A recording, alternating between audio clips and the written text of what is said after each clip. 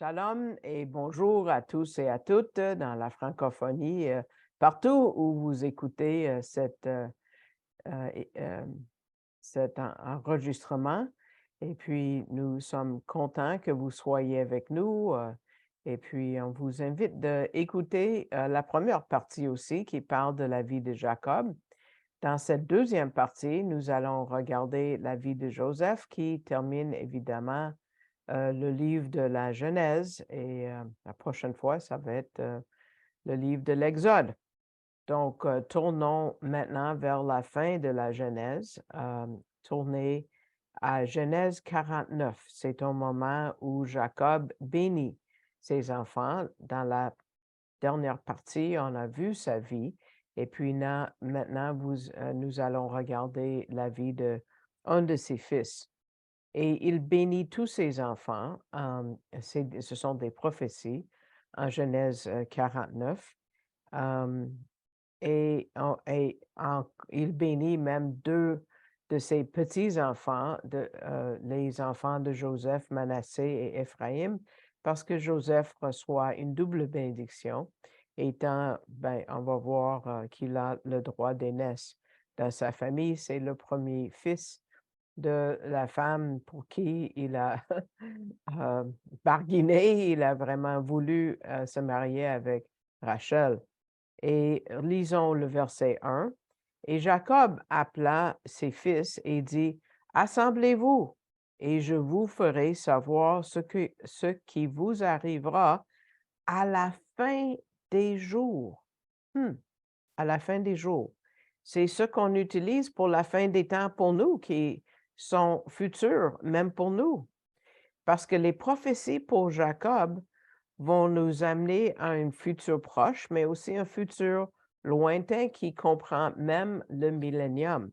On n'a pas le temps de regarder ça, mais dans le commentaire du livre de la Genèse, vous allez trouver tout cela, parce que c'est selon les territoires qui sont donnés à chacun.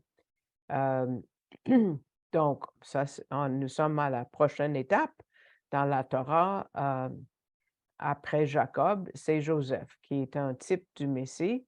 Et mais quand nous lisons la vie de Joseph, on peut voir combien sa vie est comme un parallèle à la vie de Yeshua.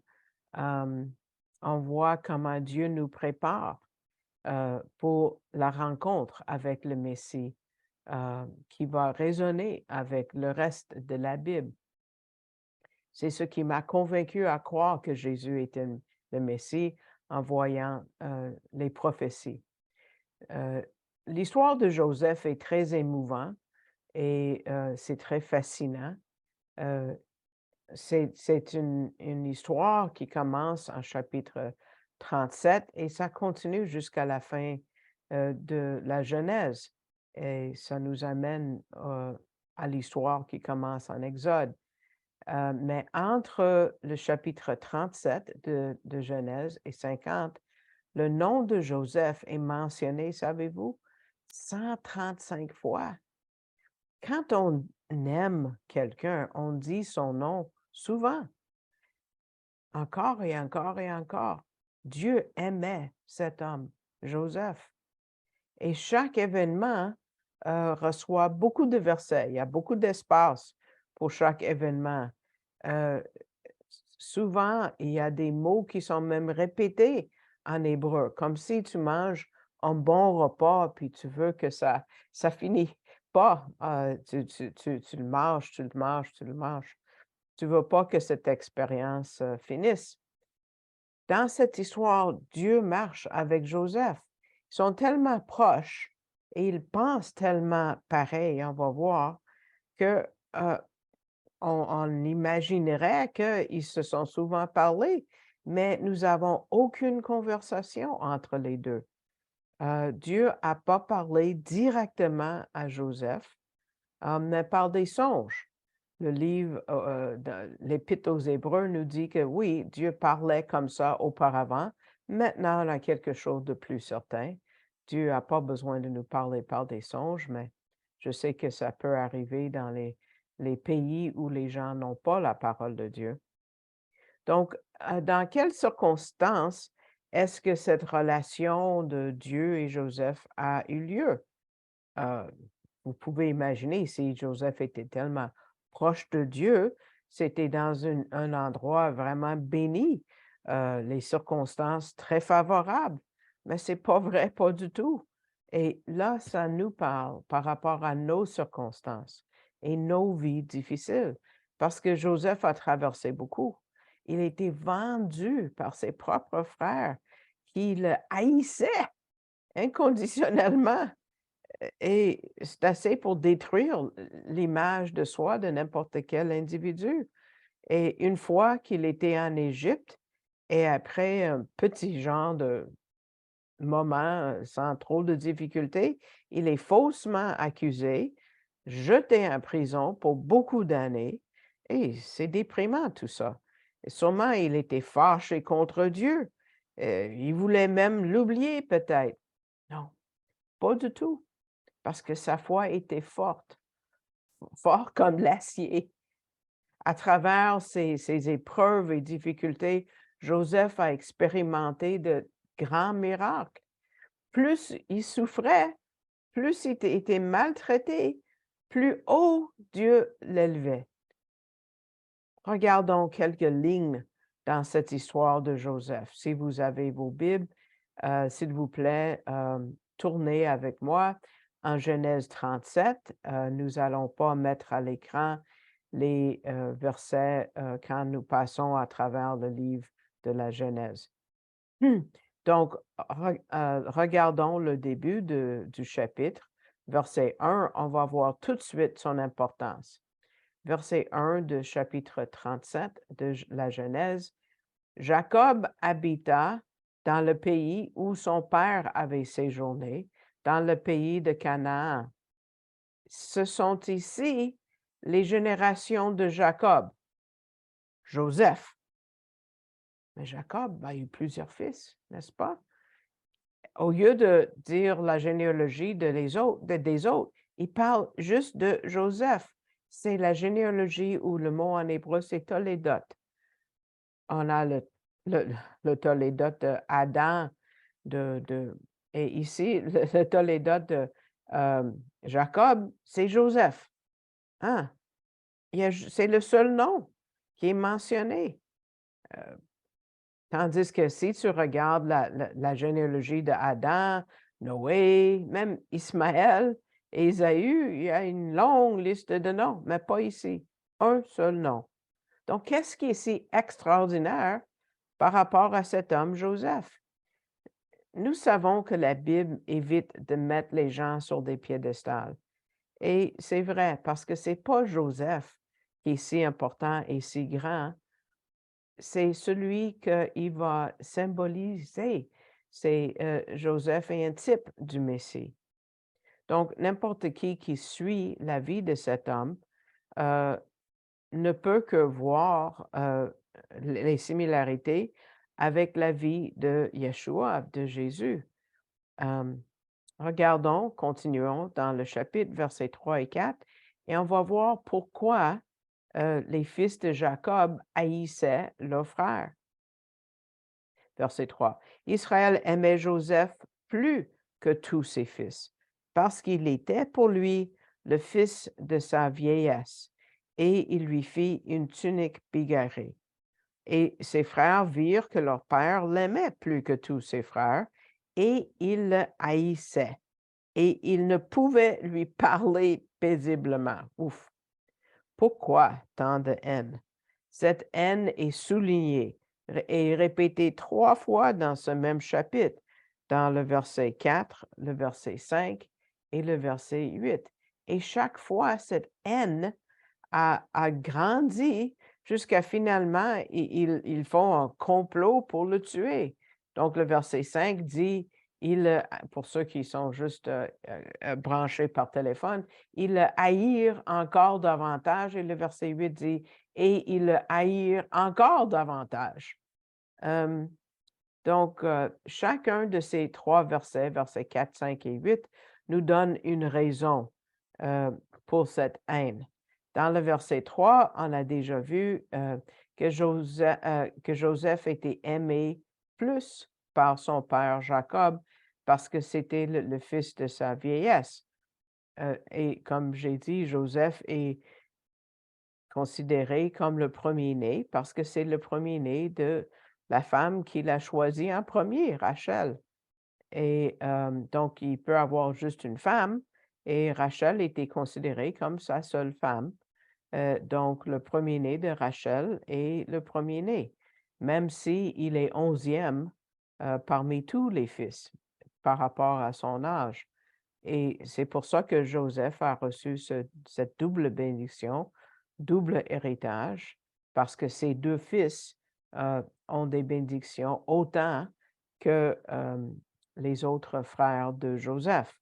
Et ça confirme son statut de premier-né. Dans le verset 4, ça dit, il le haïssait parce que leur père l'aimait plus. On peut imaginer que Joseph menait une vie plus pure. Pourquoi est-ce qu'on pense ça? Dans le verset 2, on voit que Joseph a apporté un mauvais rapport concernant ses frères. Il y en a qui disent, ah, c'est un conte de bavardage, mais non, c'était le souci de Joseph que ses frères honoraient pas leur père quand c'était l'idée d'être des bons bergers. Il voulait dire à son père, hey, mes frères sont pas les bergers que tu voulais qu'ils soient. On ne sait pas quel mauvais rapport il a donné, mais certainement les frères faisaient quelque chose de pas correct. Et Joseph avait à cœur ce bon caractère. Et donc, les frères voulaient couvrir leur malfaisance et éliminer Joseph au complet. Dans le verset 5, on voit que parce qu'il a donné une prophétie, c'est Joseph Joseph a reçu une prophétie, il l'a donnée. C'est une raison de haïr quelqu'un. Donc, il haïssait davantage. Et dans le verset 8, il haïssait parce que c'est démontré que Joseph va sauver ses frères. Donc, parce qu'il est sauveur, il va être haï. Parce qu'ils ont dit, est-ce que tu dois donc régner sur nous? Et il haïr encore davantage à cause de ses songes et de ses paroles. Est-ce que ça sonne quelque chose de familier? Il le haïssait pour qui il était. Il était aimé par son père. Il était le premier-né et il haïssait pour ses paroles. Il le haïssait pour ses prophéties. Il le haïssait parce qu'il devait être leur leader. C'est Jésus, n'est-ce pas? C'est Yeshua, tout ça, qui était haï par ses frères, qui le haïssait pour rien sauf que qui il était et ses paroles. Ils ont utilisé des mots semblables en Luc 19, verset 14, quand ils ont dit, or ses concitoyens le haïssaient et ils envoyèrent après lui une ambassade disant, nous ne voulons pas que celui-ci règne sur nous. Le mot haine, c'est le même mot. Et il y a le désir de ne pas l'avoir régné sur eux. Donc, comme c'était avec Yeshua, même ses propres frères, d'autres Juifs, ceux qui étaient proches de la parole ou qui devaient être proches à la parole, le leadership d'Israël à ce moment-là, ont fait un complot pour le tuer. C'est arrivé plusieurs fois dans les évangiles et au début dans son ministère. Mais retournons à Genèse 37 maintenant. Regardons le verset 20. Genèse 37, verset 20. Et maintenant, venez, tuons-le et jetons-le dans une des citernes. Ils sont profondes, les citernes, je vous dis. Et nous dirons, une mauvaise bête l'a dévoré, et nous verrons ce que deviendront ses songes. Donc, faisons attention au résumé de la vie de Joseph que nous allons voir tantôt dans le psaume 105, parce que c'est tellement injuste ce qui lui arrive. Il est vendu par ses frères, il sert fidèlement Potiphar en Égypte, mais il est accusé par la femme de Potiphar d'un assaut sexuel qui n'a jamais eu lieu et il est jeté en prison pour plusieurs années. Est-ce que c'était difficile en prison? C'est le psaume 105 qui va nous dire. Versets 17 et 18 nous dit que ça faisait mal, c'était douloureux. Ça dit, il envoya un homme devant eux. Joseph fut vendu pour être esclave. On lui serra les pieds dans les ceps. Sa vie fut mise dans les fers. On a mis des chaînes sur ses pieds et un collier de fer sur son cou. Joseph avait toutes les raisons du monde d'être fâché et perdu, mais il n'a pas perdu sa foi. Il est resté proche de Dieu et ça lui a donné une compréhension profonde et un espoir profond. On sait parce qu'à la toute fin, quand il rencontre ses frères, il est tellement rempli d'amour qu'il dit les mots, je vais mettre ça à l'écran pour vous, de Genèse 50, verset 20. Vous aviez pensé du mal contre moi. Dieu l'a pensé en bien pour faire comme il en est aujourd'hui, afin de conserver la vie à un grand peuple. Il n'était pas rancunier. Il a pardonné. Il avait le cœur net et propre.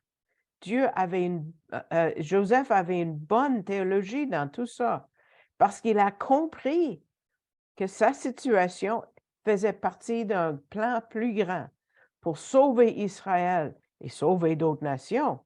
Donc, il était un type du Messie qui est allé au bois de crucifixion que pour la joie qui était mise devant lui, en sachant que ses actes allaient réconcilier Dieu avec le monde.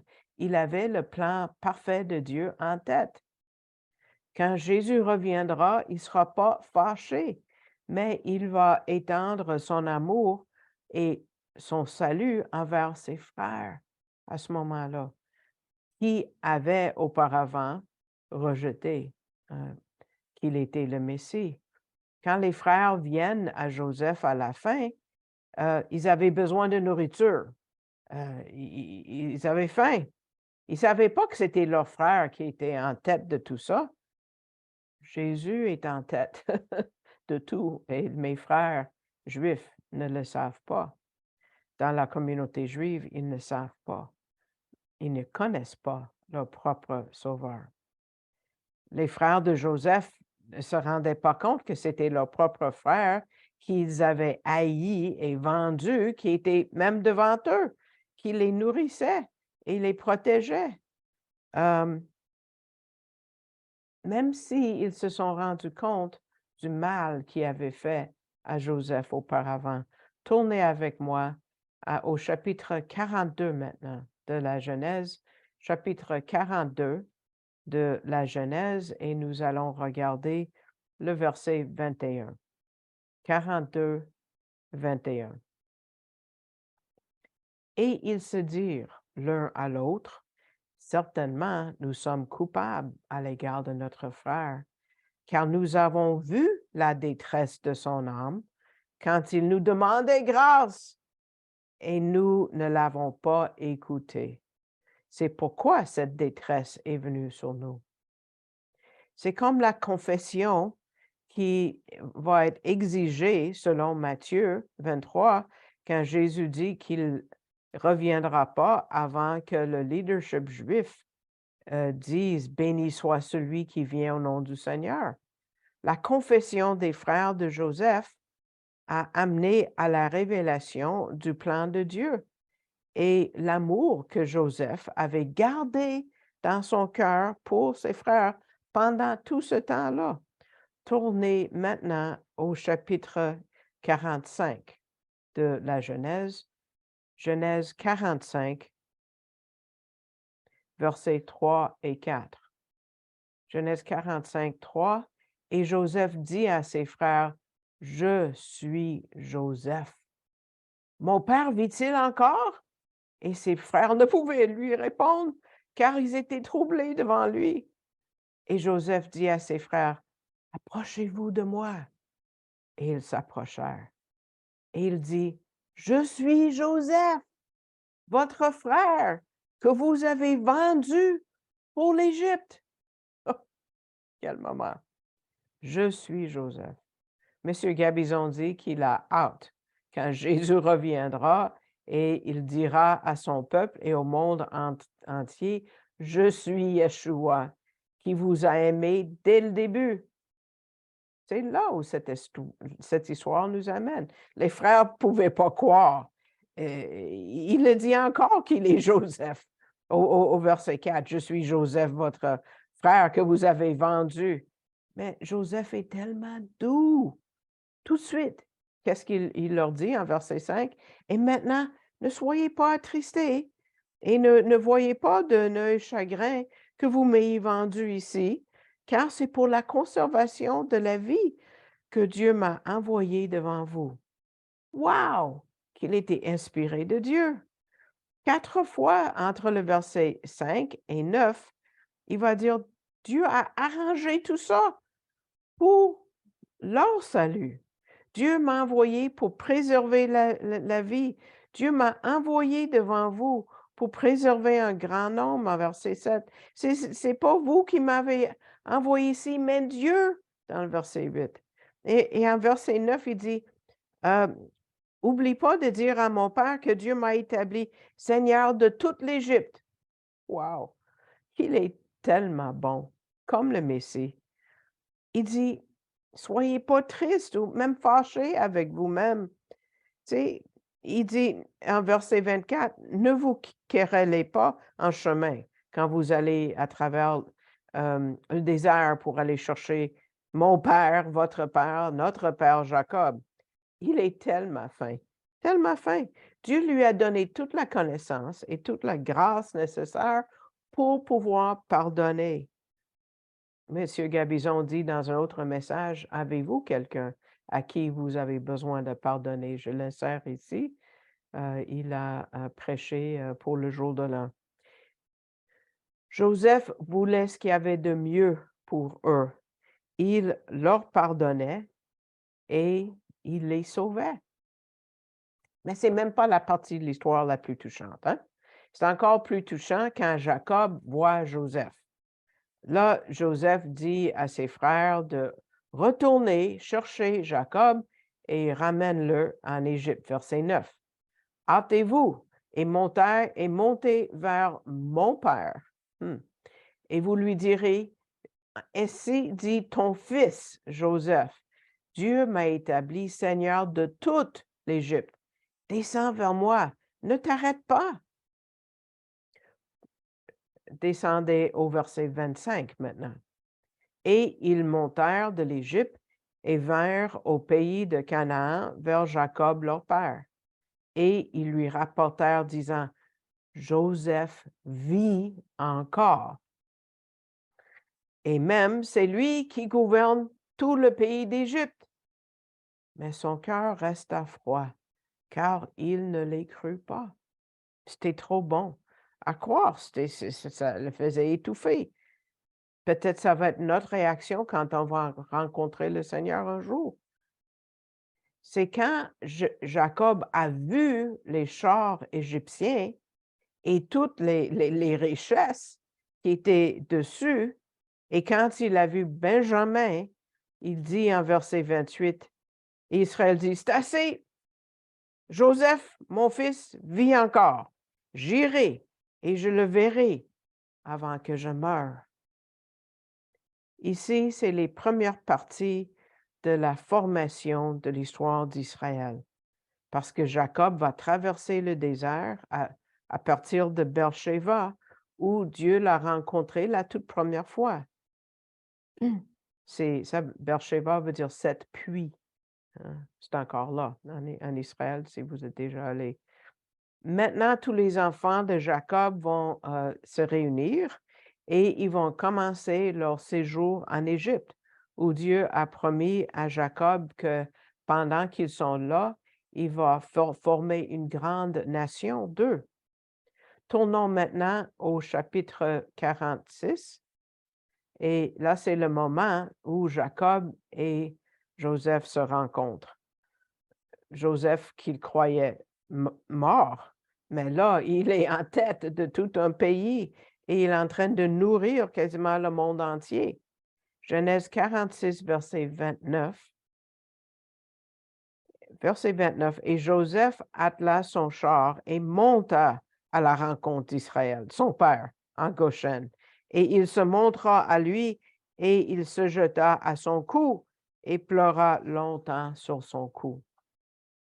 Euh, euh, le mot pour longtemps, c'est le mot en hébreu rod, qui veut dire comme un cercle où il tournait, il se tournait, il tournait et tournait en s'embrassant, se serrant dans les bras, sans arrêt, encore et encore et encore. Imaginez la scène.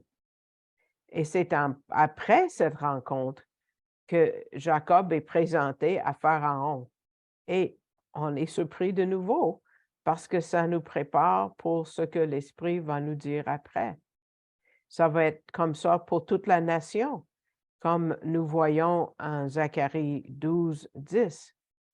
Et je répandrai sur la maison de David et sur les habitants de Jérusalem un esprit de grâce et de supplication, parce que ça vient de l'Esprit. Et ils regarderont vers moi, celui qu'ils auront percé, et ils se lamenteront sur lui, comme on se lamente sur un fils unique. Et il y aura de l'amertume pour lui, comme on a de l'amertume pour un premier-né. Parce qu'à la fin de la tribulation, Israël va reconnaître que c'est Jésus, le premier-né, celui qui pourvoit, qui est le Messie. Il y a beaucoup d'éléments qui correspondent entre Joseph et le Messie, mais on ne peut pas tout couvrir. Vous voyez que les Écritures voient Joseph comme le sauveur, pas juste d'Israël, mais du monde entier. Après un songe révélateur et beaucoup de sagesse de Dieu, de savoir comment régner sur toute cette situation, Joseph savait quoi faire pour sauver l'Égypte et les autres nations. Regardons maintenant au chapitre 41 de la Genèse, Genèse 41, verset 54 et 55. Donc, chapitre 41, 54. Et les 7 années de la famine commencèrent à venir, comme Joseph avait dit, et il y eut famine dans tous les pays. Mais dans tout le pays d'Égypte, il y avait du pain. Et tout le pays d'Égypte eut faim, et le peuple cria au Pharaon pour du pain. Et le Pharaon dit à tous les Égyptiens, allez à Joseph, faites ce qu'il vous dira. Et verset 56, et la famine était sur toute la face de la terre, et Joseph ouvrit tous les lieux de dépôt et vendit du blé aux Égyptiens, et la famine sévissait dans le pays de l'Égypte. Et 57 dit, et de toute la terre, on venait en Égypte, vers Joseph, pour acheter du blé, car la famine sévissait sur toute la terre. 3 fois, on nous dit que la famine était partout en Égypte, et ça c'est dans le verset 54, 2 fois dans le verset 56, 4 fois on nous dit que c'est dans toutes les nations, toute la face de la planète. Et 4 fois, le nom de Joseph est mentionné comme étant le sauveur. Les Égyptiens ont vu en lui leur sauveur. Regardez ce qu'ils disent en Genèse 47, verset 25. Tu nous as conservé la vie, que nous trouvions grâce aux yeux de mon Seigneur, et nous serons serviteurs du Pharaon. Ça, c'est bien trop à donner à un homme. Dieu ne met pas la valeur de la vie d'un homme si haut. Il faut regarder plus loin, il faut regarder l'antitype, parce que Joseph est un type, Jésus, c'est l'antitype. Et si on oublie cette ligne euh, majeure, l'histoire n'a pas beaucoup de sens en général, parce que autrement, tu mets un seul homme trop haut sur un piédestal, c'est-à-dire Joseph. Mais ça nous rappelle que, beaucoup de prophéties et là, je peux faire une étude qui durerait des heures de temps sur le royaume messianique. Le royaume messianique, on va voir Jésus qui va régner sur la planète, son peuple Israël qui va être, haut estimé. Regardons juste 2 versets qui nous, parlent de ce temps fantastique. En Zacharie 8, 22, ça dit: «Et beaucoup de peuples et des nations puissantes iront pour rechercher l'Éternel des armées à Jérusalem, comme ils ont fait pour Joseph, et pour implorer l'Éternel. Et en parlant d'Israël, Ésaïe 60, verset 3, et encore là, il y a des chapitres entiers qui sont dédiés au royaume messianique. Moi, j'ai très hâte, pas juste pour le ciel. Et les nations marcheront à ta lumière, et les rois à la splendeur de ton lever. Ça, c'est en parlant d'Israël. Joseph est vraiment un grand homme, mais rappelons-nous que l'histoire n'est pas vraiment par rapport à lui. On voit ça encore et encore et encore dans le texte de la Bible qui nous montre la personne du Messie, de Jésus-Christ, de Yeshua. La prochaine fois, nous allons aborder le deuxième livre de la Torah, des 5 livres de Moïse, de la loi. On va plonger dans l'Exode. Donc, on vient de terminer la Pâque, donc la Pâque juive, donc c'est parfait pour ça. Donc, si vous avez aimé l'étude, vous avez été béni, mais mettez le pouce vers le haut pour dire que vous avez aimé. Ça va augmenter la visibilité.